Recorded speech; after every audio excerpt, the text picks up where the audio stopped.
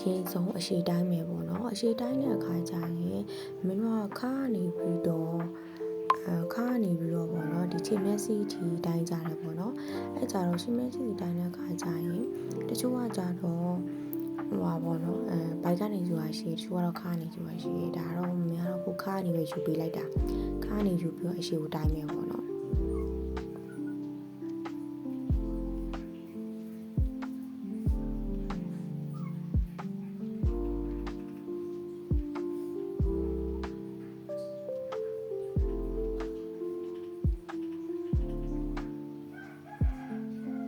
အရှိကိုတိုင်းသွားပြီဆိုရင်မျိုးတော့ပေါ်ကပူတဲ့အစာပေါ့နော်ပူတာကိုဖြတ်မယ်ပူရင်ဖြတ်မယ်ပေါ့နော်မပူရင်တော့ဖြတ်စရာမလိုဘူးပြီးတော့ဖြတ်တဲ့အခါကျရင်မှတ်တဲ့အခါကျရင်မလားပဲချမ်းနေပြီးတော့ပဲမှတ်မယ်ပေါ့နော်တကယ်လို့အလားပဲချမ်းနေမှတ်လိုက်တယ်ဆိုရင် error တက်တာမျိုးဖြစ်သွားနိုင်တယ်ကြိုးကြမှတ်ခဲရမပြတ်တာမျိုးလို့ပေါ့နော်အဲ့လိုမျိုးကြတော့ပြီးရင်မင်းကပုံနေကပေါ်မှတ်ထားတာလေးကိုကြိုက်မယ်ပေါ့နော်ပြီးရင်မင်းတို့ကဘာလုပ်မလဲဆိုတော့ဒီအဖုံးချင်းယူတော့မယ်ဆိုတော့ကိုယ့်ဘက်ကနေပြီးတော့ပေါ့နော်အခုမင်းတို့ဘက်ကကိုယ့်ဘက်ကနေခောက်မယ်ဆိုရင်အဲ့ဒါမန်နေပုံနော်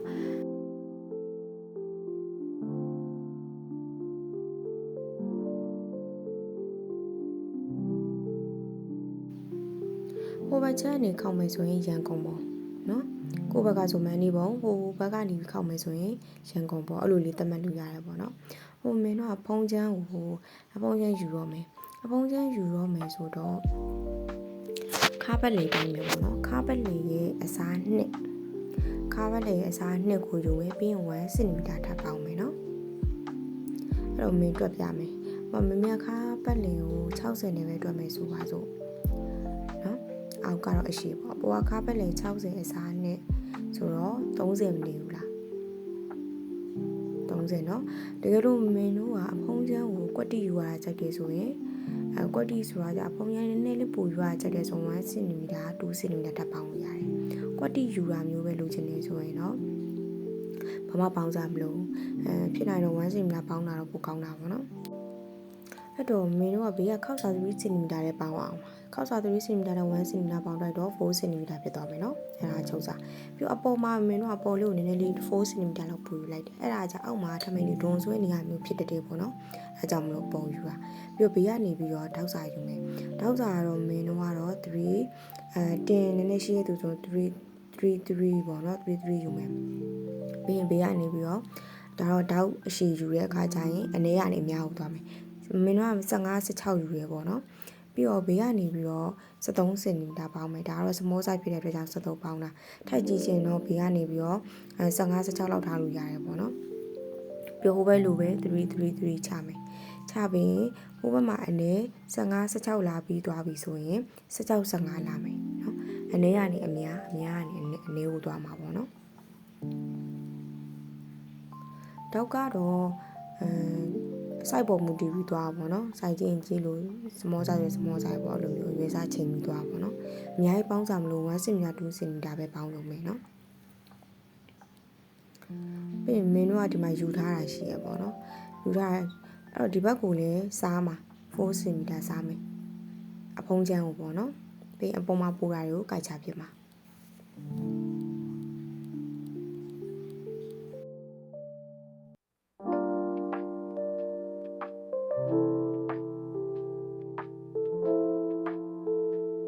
အဲ့တော့တောက်ချုပ်မယ်ပေါ့နော်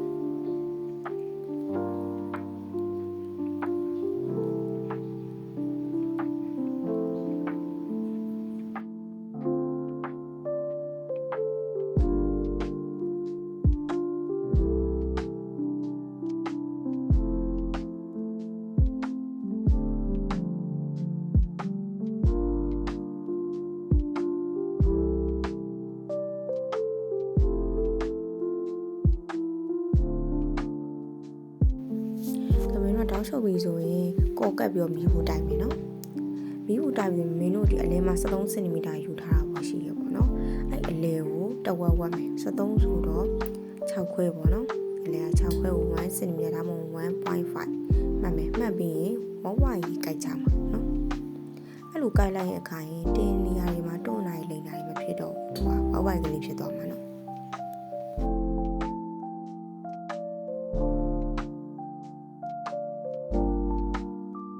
အဲ့တော့မင်းတို့ကအတွင်းမဲ့ချံကိုယူမယ်အဖုံးချမ်းပြီးတော့အတွင်းမဲ့ချံမှာမင်းတို့က30 cm ယူထားတာ30 cm ယူထားတာဆိုတော့30 cm ကိုမှမင်းတို့မှတ်ထားတဲ့နေရာရှိလေအခါနေတော့30 cm ယူမင်းတို့30 cm ယူပြီးပြီဆိုရင်ဘေးကနေပြီးတော့ခောက်စာ3 cm ထပ်ပါအောင်မယ်နော်အဲ့ကြတော့32မှာ3ဖြစ်သွားမယ်နော်ပြီးရင်ဘေးကနေပြီးတော့မင်းတို့ကကက်ကြီးစာတွေကက်ကြီးရပေးမယ်ပေါ့နော်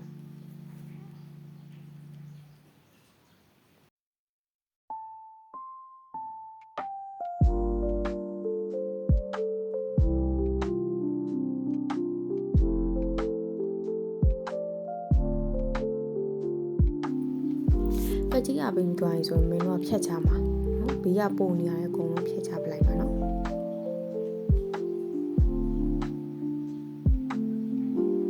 ဖြတ်ချပြီဆိုရင်အဲ့ဘေးကဟာကိုမင်းတို့ကင်းချီလိုက်မယ်နော်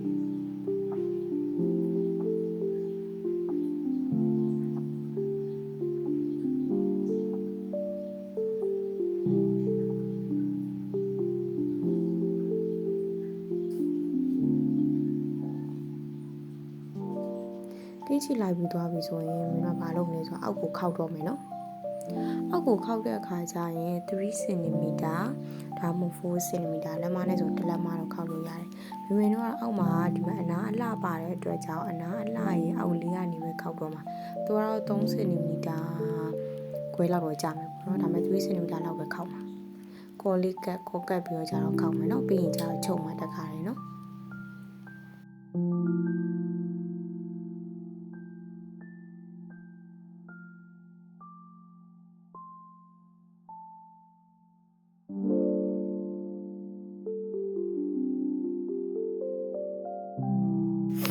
အဲ့တော့ဒီ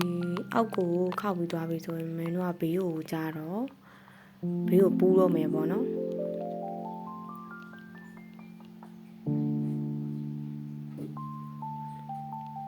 ဘေးကိုပူးတဲ့အခါကျရင်မင်းတို့ကဘယ်လောက်ထားမလဲဆိုတော့လက်မဆိုရင်3လက်မ4လက်မလောက်ထားလို့ရမယ်ပေါ့နော်စင်တီမီတာနဲ့ဆိုရင်7ကနေပြီးတော့15လောက်ထိထားလို့ရတယ်ပေါ့နော်တကယ်လို့နည်းနည်းဝါးတဲ့သူဆိုရင်တော့နည်းနည်းလေး3 cm လောက်ပို့ထားလိုက်ဒါပေမဲ့တော့စမုံးဆိုင်ပေါ့နော်စိုက်သေးယူတာဖြစ်တဲ့အတွက်ကြောင့်7လောက်ပဲထားတာပေါ့နော်7လောက်ဆိုလည်းရတယ်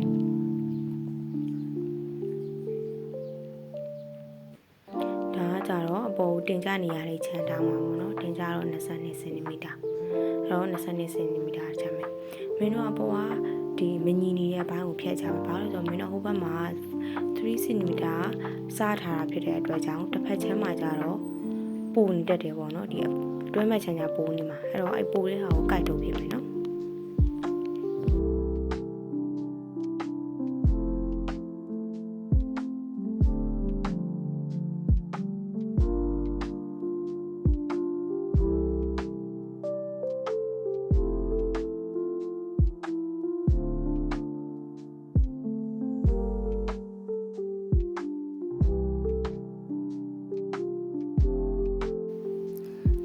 ပုံမှန်တင်ကြတိုင်းမယ်ပေါ့နော်ကိုယ်တင်ကြတိုင်းမယ်တိုင်းပြီးတော့တိုးရှော့လေးပြန်ကြည့်မင်းတိုင်းတာဆိုရင်ပေါ်လေးမှလည်းပိုသွားပါပေါ့နော်ပိုရဆိုပြန်ချမှာ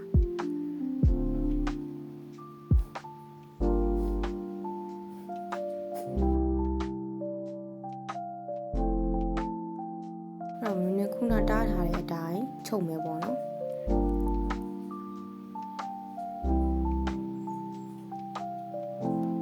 ကြတော့အပေါ်ပဲဘိုင်းပေါ့နော်အပေါ်ခွင်းအတွင်းမှန်းကိုယူမဲနေရအောင်ဒါခောက်ဆိုင်နေရမှာခောက်ပြီးချုပ်တာပေါ့နော်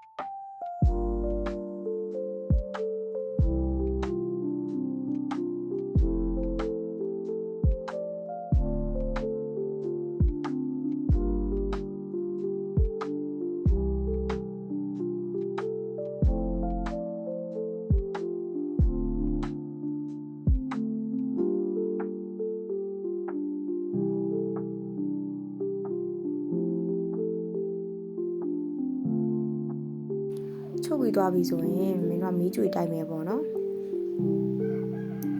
မီးကြွေတိုက်ပြီးသွားပြီမီးကြွေတိုက်ပြီးသွားပြီဆိုရင်ဒါအကုန်လုံးကိုအတွင်းဘက်ချမ်းကိုပြန်ပြီးလှမ်းပါ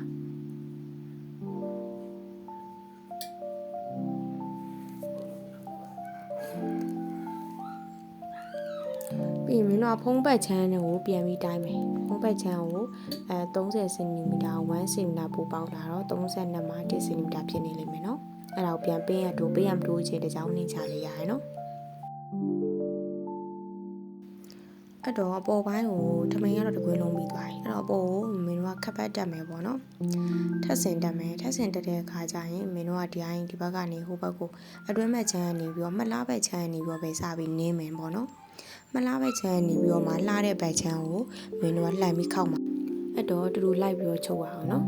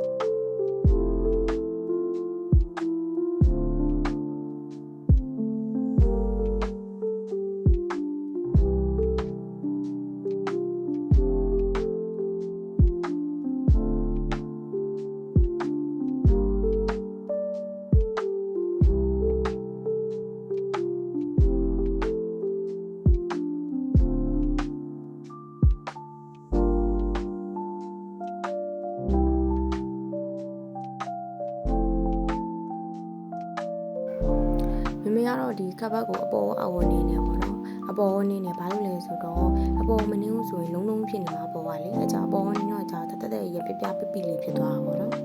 ဒါပြီးသွားပြီဆိုရင်မင်းတို့ကဒီကျိတ်ယူဖို့အမှတ်မှတ်မယ်ပေါ့နော်ကိုယ့်ရဲ့ခါအတိုင်းကိုတိုင်းထားတဲ့ခါအတိုင်းမှတ်မယ်30ယူထားရင်30ကွက်တီမှတ်မယ်နော်မင်းတို့1 cm ပို့ယူထားတဲ့အတိုင်းမှတ်ဘူးနော်အဲ့တော့ခါ60ဝစားနဲ့ပေါ့နော်အစားနဲ့ဆို30ဆိုတော့30အတိုင်းပဲယူဒါကကြောင့်မှတ်ခဲလေးမှတ်မယ်ပေါ့နော်အတွင်းရောမျိုးနှစ်ခုလုံးစာအတွက်မှတ်မယ်ပေါ့နော်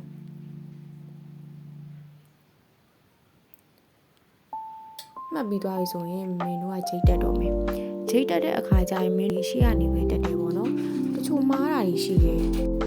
အဲ့ဒါဘာဒီမားလဲဆိုတော့အနောက်ကိုသွားတက်ကြတယ်နောက်ကိုတက်တဲ့အခါကျရင်ခါတက်တဲ့ဒီတက်လိုက်တဲ့အခါကျရင်ခါတွေနာတာအရာထင်တာတွေပေါ့နော်အဲ့လိုမျိုးဖြစ်တယ်အဲ့တော့ဒီအနောက်မှာမတက်ဘူးဒီခပ်ပတ်ရဲ့အရှိမှာပဲတက်မယ်ပေါ့နော်